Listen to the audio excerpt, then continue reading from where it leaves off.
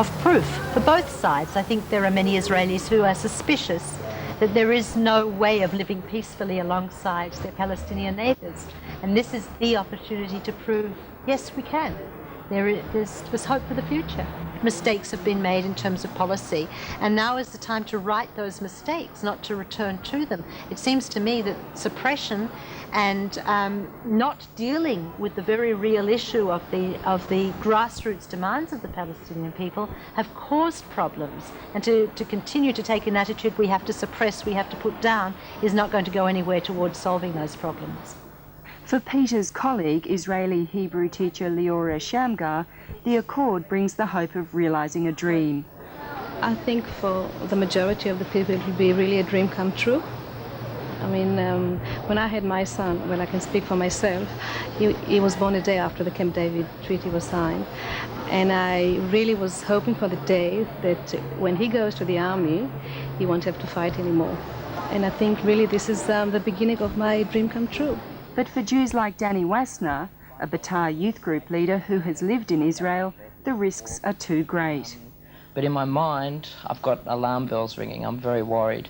I'm worried, who are we making this peace with? What's going to happen? The Palestinian people have always said that they're committed to the destruction of Israel, and the PLO particularly have always stated this, and I'm worried, have they really, have they changed their tone? Is this for real? When you're dealing with something like the security of the State of Israel, you have to be very careful, so I have to be very sceptical. In the Australian-Palestinian community, debate has been even more vigorous. Arab papers have taken up the issue this week, and Nahar questions the destiny of the millions of Palestinians who live outside their homeland. About 600 people demonstrated outside the German consulate in Sydney today. Their protest was against the resurgence of Nazi violence in Germany. They presented a message to the consulate saying they found it unacceptable that anyone should be persecuted because of their colour, race or religion. Their protest is one of a peaceful rally outside the German consulate in Sydney's eastern suburbs. Speakers called for an end to the resurgence of racist violence. Never, never, never again.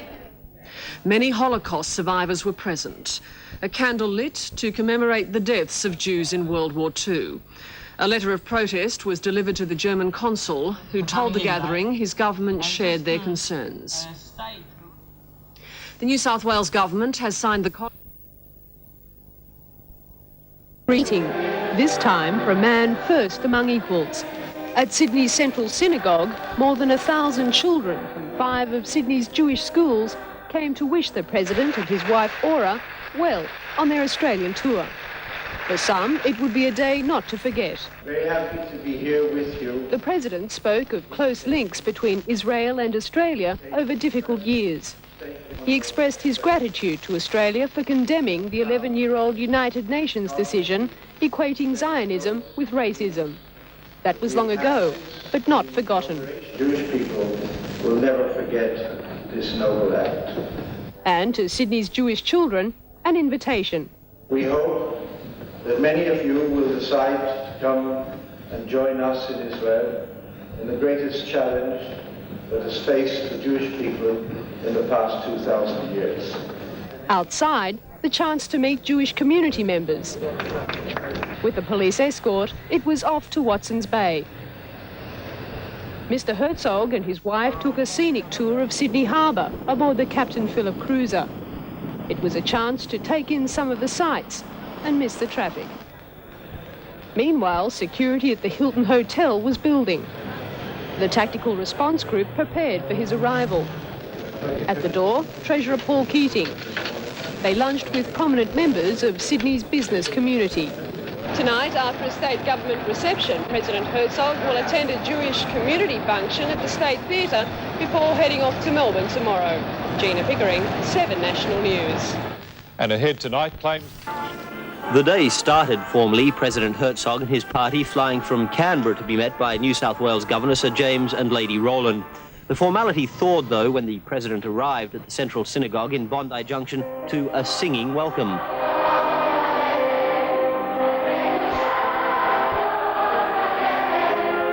The youngsters from Jewish schools across Sydney were told of the links between the two countries. Australia has stood by our side on many occasions in the difficult years preceding the establishment of the State of Israel and since its establishment. But enthusiasm, not international affairs, was the mood of the day. Much of the official business of the trip has already been done in Canberra.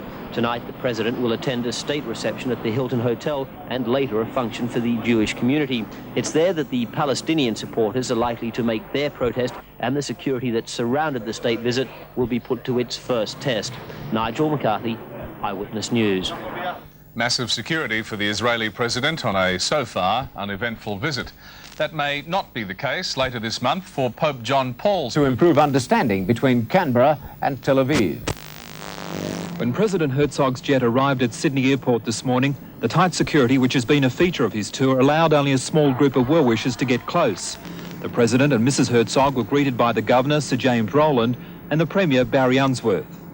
Before the official salute, Mrs Herzog gave the Australian version to the strains of the Israeli national anthem.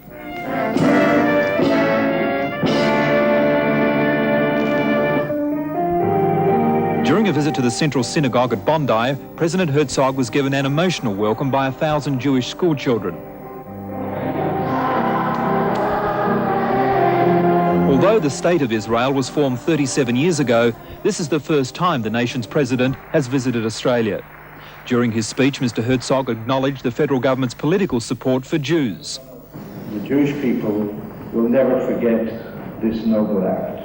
Later, Mr Herzog enjoyed a brief respite from the formal duties. At Watson's Bay, he boarded a boat for a cruise on the harbour.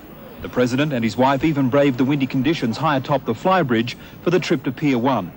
On shore, Mr Herzog attended an informal business luncheon with Treasurer Paul Keating.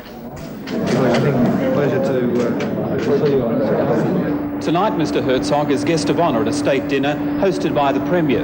Tomorrow, he flies to Melbourne before leaving on a whistle-stop tour of the Pacific. Mark Burrows, National 9 News. In a story that reads like a movie script,